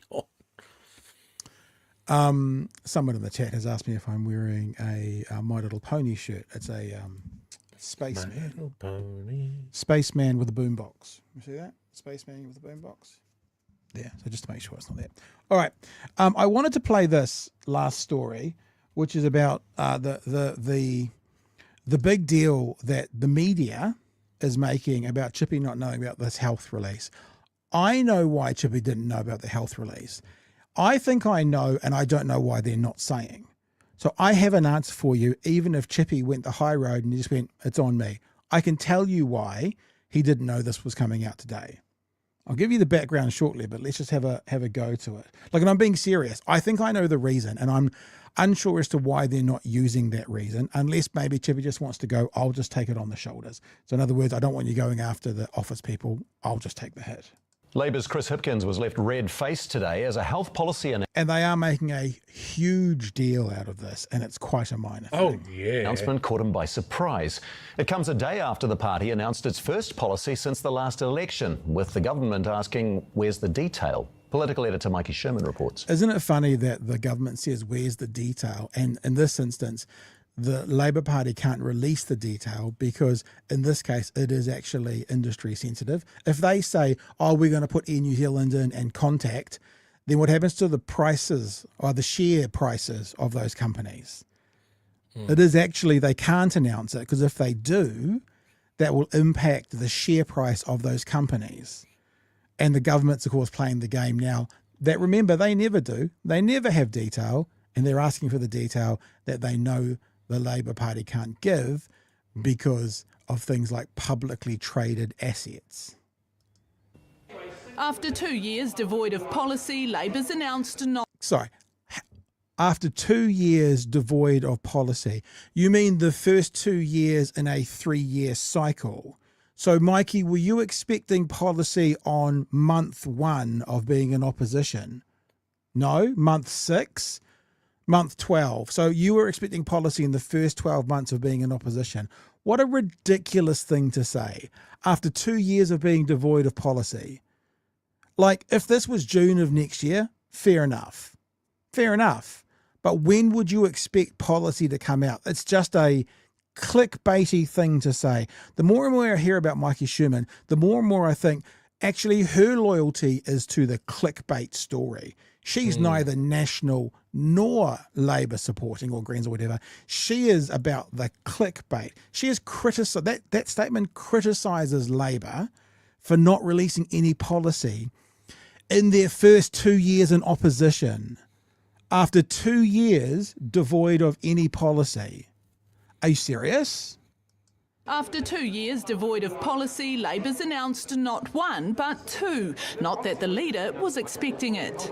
You're going to have to wait. If you're interested in an announcement that we may or may not be making, you'll have to wait for the details. It's already out publicly. It's a New Zealand doctor, so it's out there. The announcement has not yet been made publicly. Trouble is, it had. An article today by Labour's Aisha Verrill revealing Labour would create an independent pricing authority to set sustainable prices for GPs with funding based on patient need and complexity rather than headcount. Look, the fact that I'm not aware of it, we have health policy. Dude standing behind him is standing very still, isn't he? He's not saying very much. Shifty. Coming? Well, it's a shocker, isn't it? And it just shows that the public can have no confidence in the Labour Party. They've got no idea what's going on. No confidence in the Labour Party.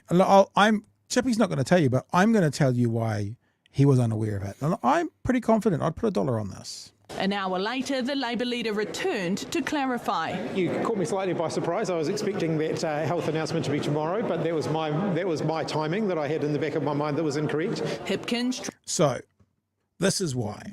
Now, no one's told me this, but I'll tell you why. The policy they released yesterday, the Future Fund policy, was supposed to be released last Thursday, and Jim Bolger died. So they put it back. Right. Yeah. So they put it back to Monday. So I'm sure there was conversations in Chippy's office where they've gone, guys, we're still on Tuesday, we're still going to be chasing the future fund. And there's been a miscommunication, and whoever was supposed to not release it on the Tuesday, whether it's Asia Verrill or whether it's the NZ doctor, they had already gone to print, I don't know. But because of that, it's still been released today when I'm guessing it was supposed to be released tomorrow. Because who releases two policies 2 days in a row, where in the second day you're still doing the media cycle? So the reason this has happened is because it's fucking Jim Bolger's fault for dying last Thursday.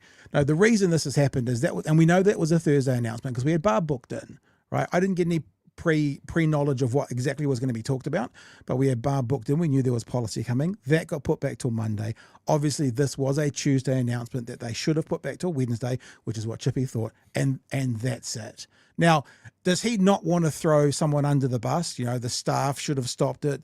You know, we were going to do it tomorrow. I don't know why, but I'd place a significant wager on that's the reason. Maybe not $1 million, maybe not $1,000, but I'd put a tenner on that would be the reason.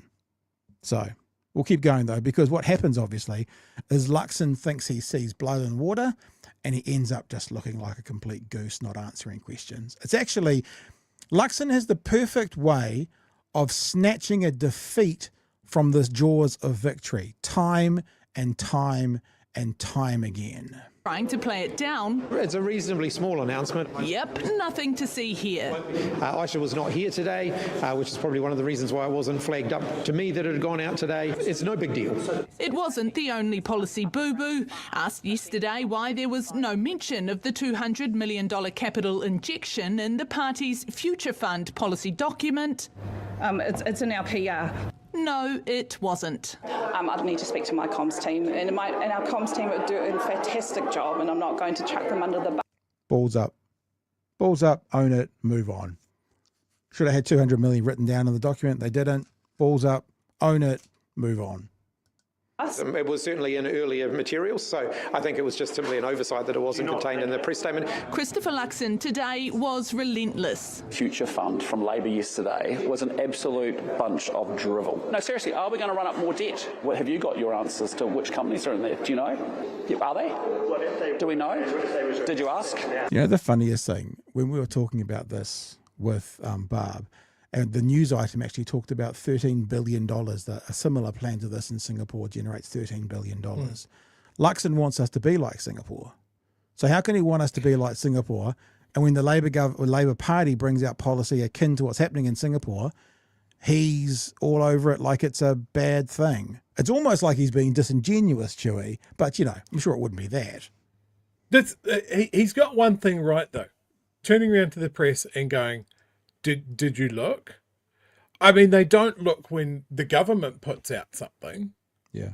Like they've breathlessly reported what the government wants to know about these roads of national significance, which, as you said, is an old announcement that they've recycled because Labor has put some policy out. Yeah. So they want to put some policy out as well. Nobody has gone and said, okay, so this is to start 6 different projects. How much are those 6 different projects projected to cost?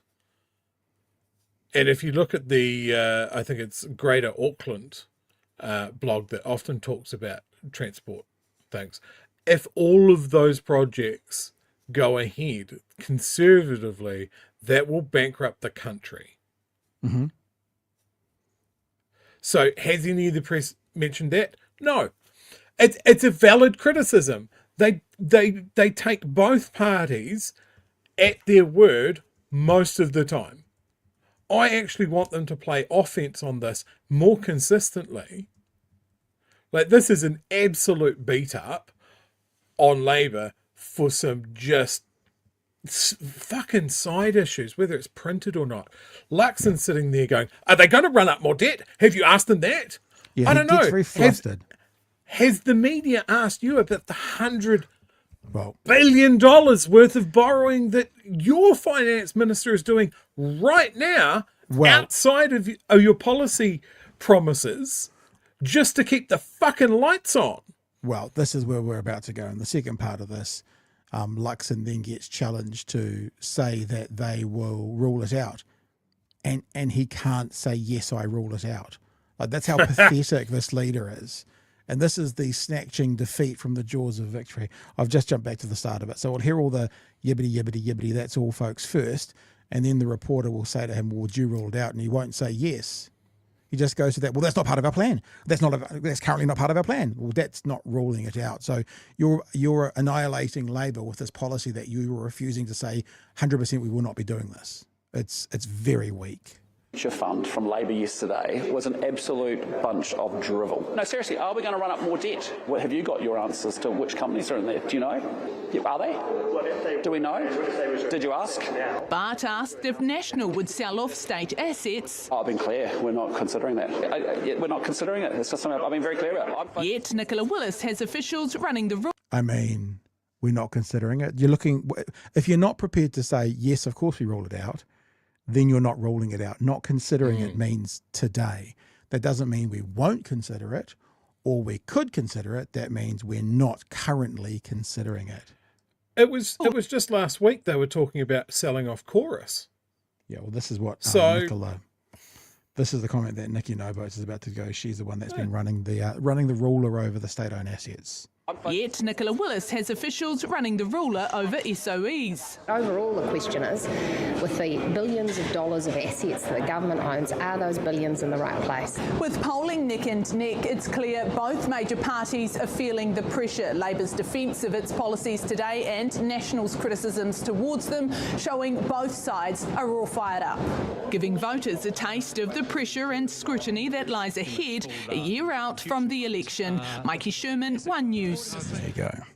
So that's us for tonight. It's the thing about him, I mean, it's not good that they left the 200 million off. It's not good that somewhere in the process Chippy didn't know about that being released. They're not being released. I believe there's a really obvious answer to it, and I've just spelled out what I think it is. The 200 million, it's a clerical error.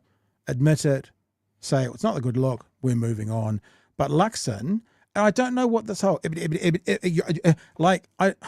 the word I want to use when I watch him do that is unprime ministerial. He looks like he's debating an equal in the press gallery. Oh, yeah, you? Oh, what are you saying? You want to do? Oh, what? You know what I mean? It's like, this is not what prime ministers do. Prime ministers don't get flustered and argue with a reporter like they're talking to an equal. The prime minister controls the space. The prime minister sets the agenda. The prime minister is the one who goes, yes, we're ruling it out. Obviously, because I'm criticising it. Shall we? We will see this Chris Luxon a lot more. Yeah. Because I think this is his version of being like a dominant, forceful personality. Yep. And that's his idea of what a leader is. Yep.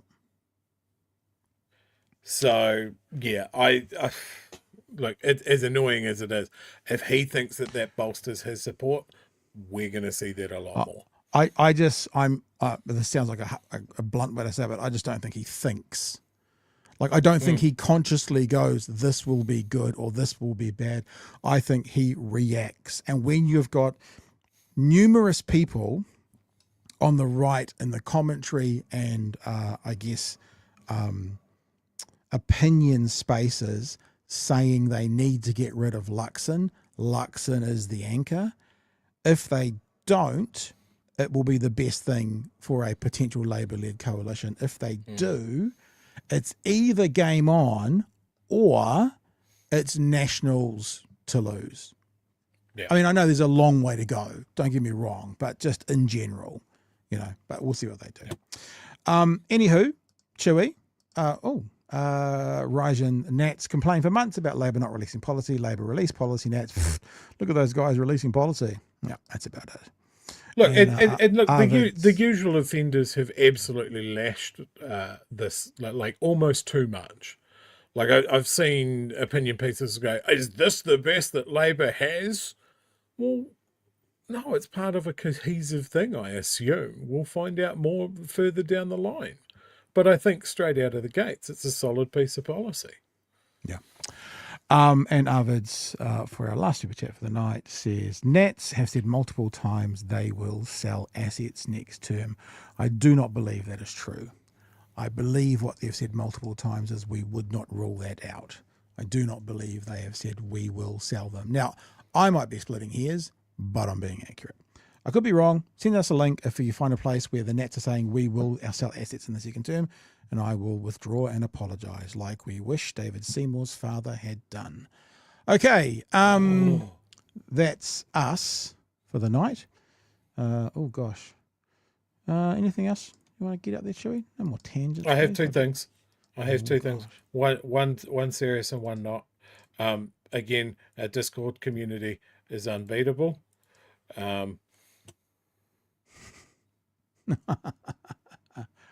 Old Shartster, the Shartster. That's really, really good. And just for the strike action later on in the week, there's a quick list of some of there's obviously more. Have a look on social media for them. There is also a thread on Reddit at the moment about people deciding to join the strike even if they aren't part of those unions. A lot of small business owners deciding to shut for the afternoon, head down to Aotea Square, head down to Central Christchurch to join the strike. So if you are able to join, I would seriously suggest you do. It is my aim to march with them on Thursday. So yeah, see you down there. Yeah, all right. So that's Thursday. Actually, I've got an appointment at midday. Maybe I'll try and take it off, cancel the appointment and go along.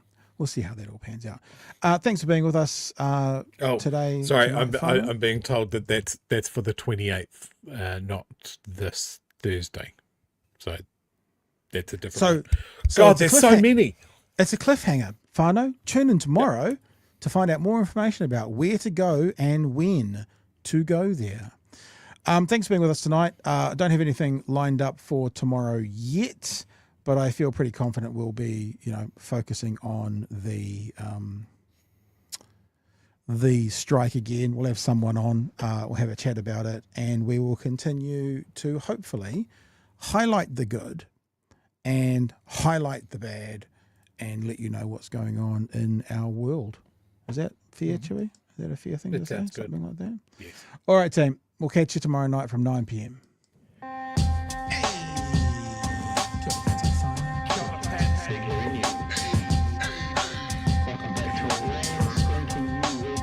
Help us settle a debate, whether it be thoughtful or funny, even if we're all creatures of hate. It's a fine line that we're walking together. For better, push aside the temptation to berate. Let's take a note of the corners we stand in. As many points as the hairs on my chinny chin chin. When the news that we're watching is hairy, knowing all the things that we need to be wary of.